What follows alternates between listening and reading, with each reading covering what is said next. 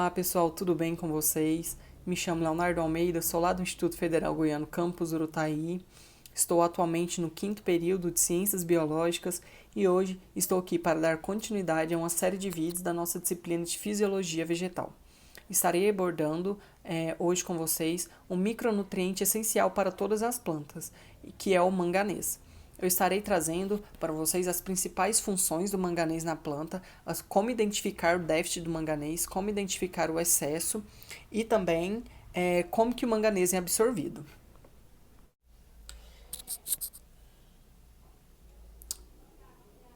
Então, pessoal, dando continuidade, como eu já havia dito, o manganês ele é um micronutriente muito importante para as plantas, porém, ele ainda é muito pouco conhecido e muito pouco falado.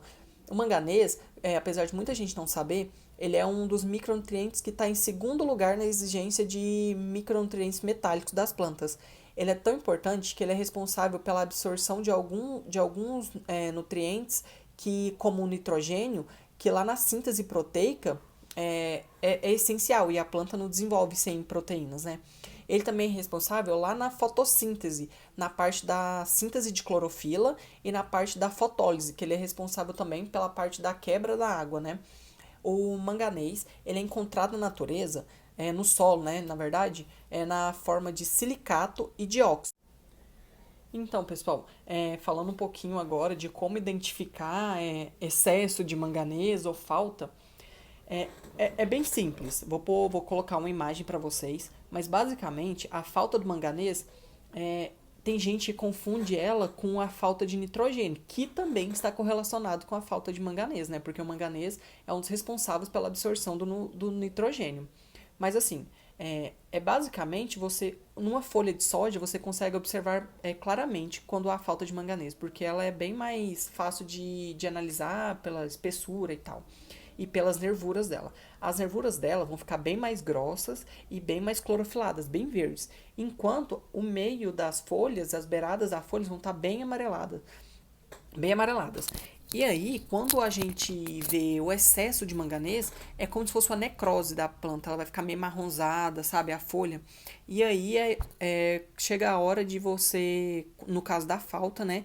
Estar fazendo a correção pela adubação foliar ou pela adubação comum. Falando um pouco de quais culturas precisam geralmente de uma quantidade um pouco maior de manganês, é claro que todas as plantas precisam, esse micronutriente é essencial para todas as plantas, mas algumas culturas, como o sorgo, a soja, o feijão, a cana, alguns citros, a maioria dos cereais são exigentes desse micronutrientes. E aí, na falta dele, você pode estar fazendo a correção desse nutriente com sulfato de manganês, né? As outras culturas, não é que eles não precisam, mas é porque a quantidade necessária para eles é uma quantidade menor. Então é de fácil correção. E você não precisa, às vezes, tanta preocupação com esse micronutriente para essas outras culturas. Então, assim, né, pessoal? Aí vocês devem estar se perguntando qual que é o fator de risco eu ter uma folha amarela na minha plantação, né? Para algumas pessoas que às vezes já trabalham na área saibam, mas muitas pessoas não sabem que às vezes aquele amarelamento vai afetar muito a produção quanto no desenvolvimento daquela planta.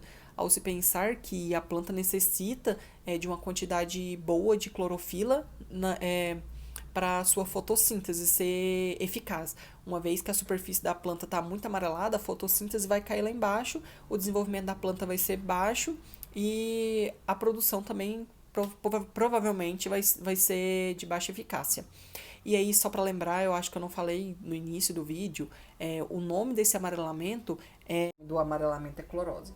E só por curiosidade, pessoal, se você tiver alguma dúvida de como identificar ainda, você pode estar observando as folhas intermediárias. Geralmente, tanto no excesso quanto na falta do manganês, você vai observar as folhas intermediárias para as mais novas. E outro fator de curiosidade é que os 4 principais estados que geralmente têm que fazer correção do solo por falta de manganês é São Paulo, Minas Gerais, Pernambuco e Paraná. Os outros estados geralmente não tem tanto problema com a falta do manganês. E eu vou colocar agora as imagens para vocês estarem identificando quando que ocorre a falta e quando que ocorre o excesso. E assim, pessoal, só para finalizar o vídeo e recapitular algumas coisas que eu não falei no início, o manganês ele é absorvido pela planta lá nas raízes na forma de íons divalentes e ele também lá naquela parte que eu falo sobre como diagnosticar a falta de manganês ou excesso, eu esqueci de estar falando que na planta adulta você vai ter muita dificuldade de estar observando isso. Aí o que, que você pode estar fazendo, na verdade, né? Se você observar que a produção da sua cultura diminuiu, ou então que não está desenvolvendo como é o necessário, você pode estar chamando alguma pessoa, um técnico, algum engenheiro agrícola, algum agrônomo, para estar fazendo uma análise de solo ou uma análise foliar.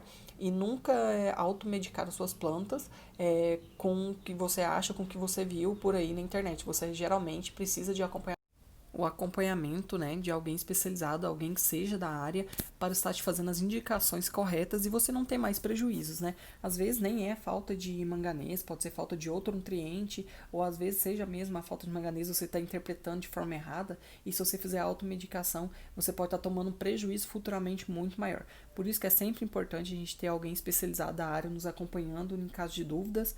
E é isso, pessoal. Vou colocar agora para vocês algumas imagens, vou estar mostrando os locais onde você consegue identificar a falta do manganês e o excesso.